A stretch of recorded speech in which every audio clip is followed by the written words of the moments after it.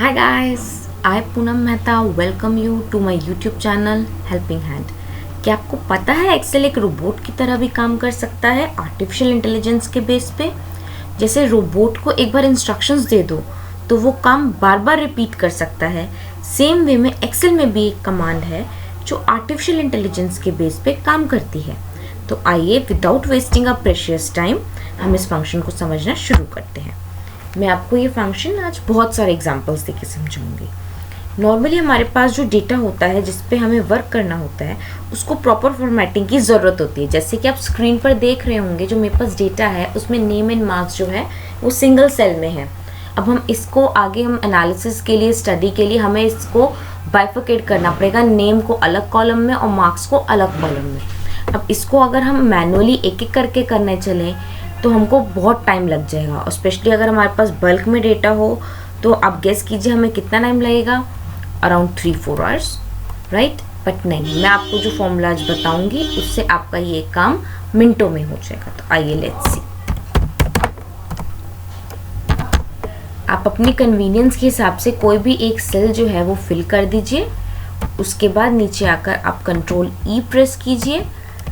वो आपका जो डेटा है आपके गिवन एग्जाम्पल के थ्रू सॉर्ट कर लेगा। हमें एक्सेल को एक एग्जाम्पल देना है। जैसे हम बच्चों को एग्जाम्पल दे देकर चीज़ें समझाते हैं, रोबोट को भी हम एग्जाम्पल्स देते हैं तो वो उस हिसाब से काम करने लग जाता है।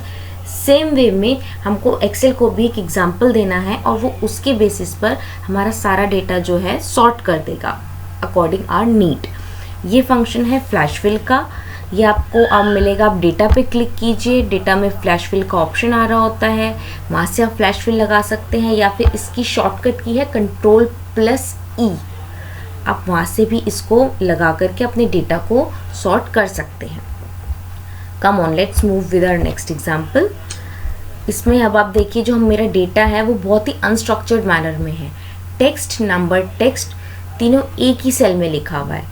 अब इसको अगर मुझे बाइफरकेट करना हो तो मैं फिर से एक्सेल को एक एग्जांपल दूंगी।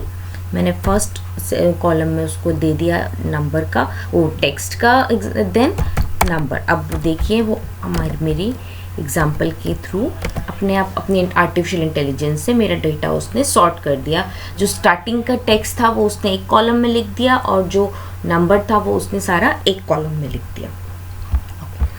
Now see next example.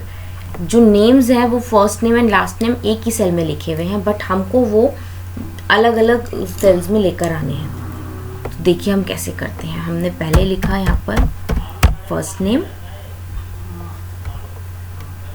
Then हमने लिखा यहाँ पर second name and then we press Ctrl E।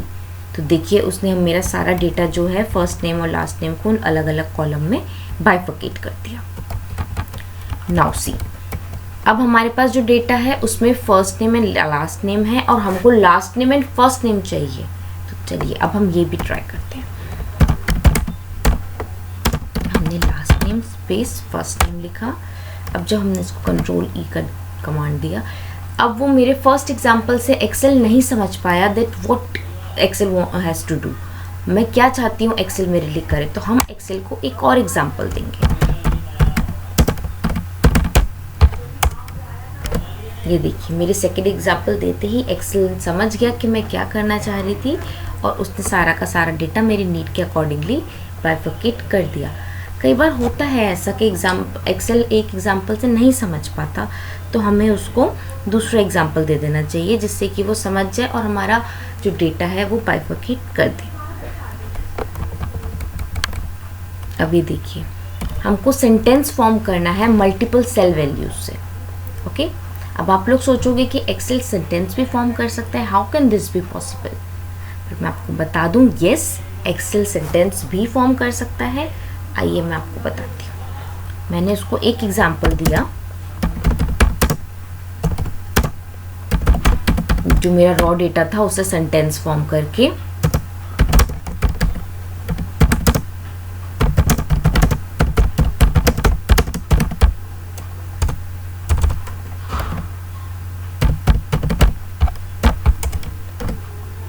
और देखिए उसने सारा का सारे जो मेरा रॉ डेटा था उस पर वो सेंटेंसेस अपने आप फॉर्म कर लिए।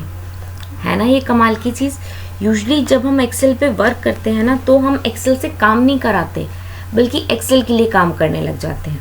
कुछ फॉर्मेटिंग एक्सेल ने कर दी, कुछ डेटा में हम करेक्ट कमांड नहीं दे पाए, तो उसका सॉल्यूशन ढूंढने की बजाय हम खुद ही उसमें चेंजेस करने लग जाते हैं। एक्सेल एक जादू है, हमें कुछ भी मैनुअली करने की ज़रूरत नहीं है।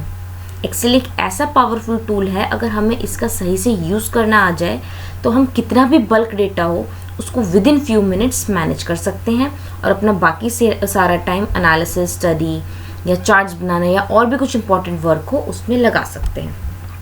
चलिए अब मैं आपको आगे ले चलती हूँ और एग्जांपल्स की तरफ। अब जो हमारा ये डेटा है, इसको हमने स्प्लिट करना है, इसमें अनइवन डिलिमिटर्स हैं। अब कई लोग इसमें क्या करते हैं कि अगर ये टेक्स्ट टू कॉलम हमने करना है तो हमने इस पर टेक्स्ट टू कॉलम का ऑप्शन लगा दिया। बट अब देखिए, अगर हम इसमें टेक्स्ट टू कॉलम लगाते हैं डेटा सेलेक्ट करके, तो देखिए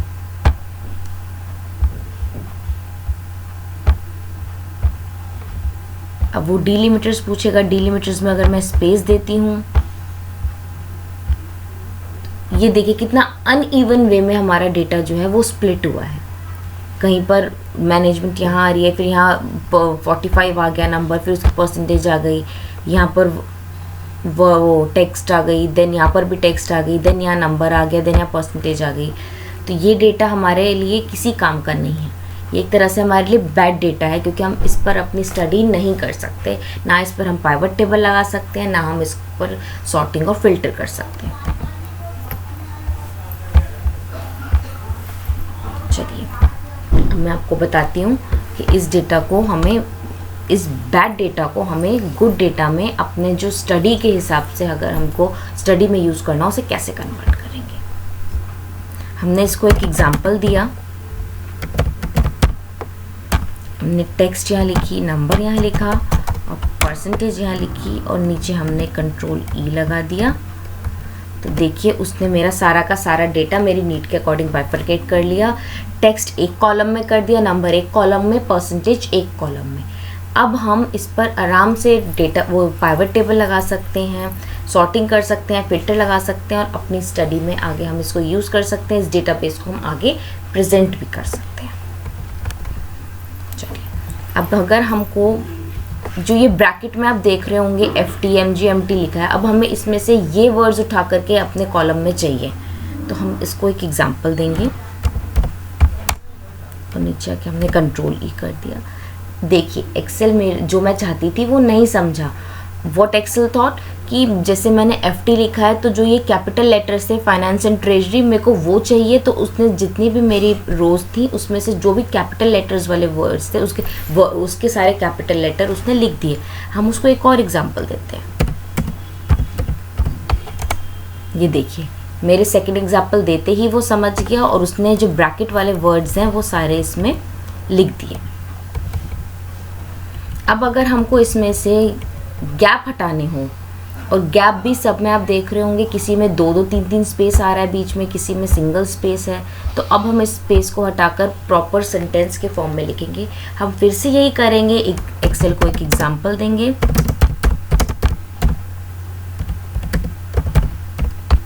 और कंट्रोल ई प्रेस कर देंगे। देखिए उसने सारे जो है मेरा डेटा है उसमें स्पेसिंग इक्वल कर दी, इवन मैंने लास्ट में फुल स्टॉप लगाया था उसने फुल स्टॉप भी लगा दिया। अब हम देखते हैं, अगर हमको इसके शॉर्ट फॉर्म चाहिए, एब्रिविएशंस लिखनी है, एब्रिविएशन भी हमको एक्सेल कर देगा, हमें बस उसको एक एग्जांपल देना है।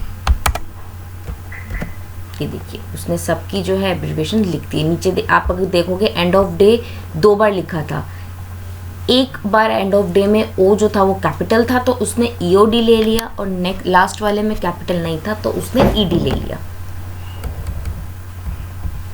अब आप देखिए, अगर हमको हमारे पास नंबर्स हैं, हमको इसको टेलीफोन नंबर्स को प्रॉपर 10 नंबर फॉर्मेट में लिखना है, लेकिन ये देखिए किसी में ब्रैकेट लग रहा है, किसी में इक्वल्स टू लग रहा है, किसी में स्पेस आ रहा है, तो हम ये नंबर भी हमारे लिए ऐसे सॉर्ट कर देगा। हमें कुछ नहीं करना, हमने उसको एक एग्जांपल देना है और देखिए उसने सारा का सारा डेटा हमारा नंबर जो है हमारे नंबर वाले फॉर्मेट में सॉर्ट कर दिया। Combine multiple columns into one. इस मल्टीपल कॉलम्स को उसने हमको वन कॉलम में लेकर आना है, तो मैं वही करूँगी, उसको एग्जांपल दूंगी। 4 लैपटॉप्स इन मार्च। देखिए मैंने मार्च लिखा था तो वो नहीं समझ पाया और उसने जून जो है वो उसने लास्ट में CH लगा दिया। तो हम इसको यही रहने देते हैं। देखिए उसने मेरा डेटा जो है वो जैसे मैंने उसको एग्जांपल दिया उसके अकॉर्डिंगली उसने 3 कॉलम्स को कंबाइन कर एक सिंगल कॉलम में कन्वर्ट कर दिया। आई होप मेरी ये वीडियो आपको बहुत हेल्पफुल रहेगी। आप जो मैंने एग्जांपल्स दिए हैं आप इसको अपने डेटा पे ट्राई कीजिए, क्योंकि आपने देख लिया, आपको पता चल गया कि ठीक है एक्सेल ऐसे ऐसे वर्क करता है, लेकिन जब तक आप इस डेटा को इस चीज़ को अपने डेटा पर अप्लाई नहीं करोगे तब तक मज़ा नहीं आएगा, ना ही आपको पता चलेगा एक्सेल की पावर का। तो आप इस वर्क को अपने डेटा पर भी अप्लाई कीजिए इस फॉर्मूले को, और प्लीज़ मुझे कमेंट करके बताइए कि ये आपके लिए हेल्पफुल रहा या नहीं रहा। और अगर आपके लिए ये हेल्पफुल रहा तो मेरे चैनल को सब्सक्राइब ज़रूर कीजिएगा, मेरी वीडियो को शेयर और लाइक ज़रूर करें, ताकि मैं आपको आगे भी ऐसी वीडियोस देकर आपकी हेल्प कर सकूं। Thank you.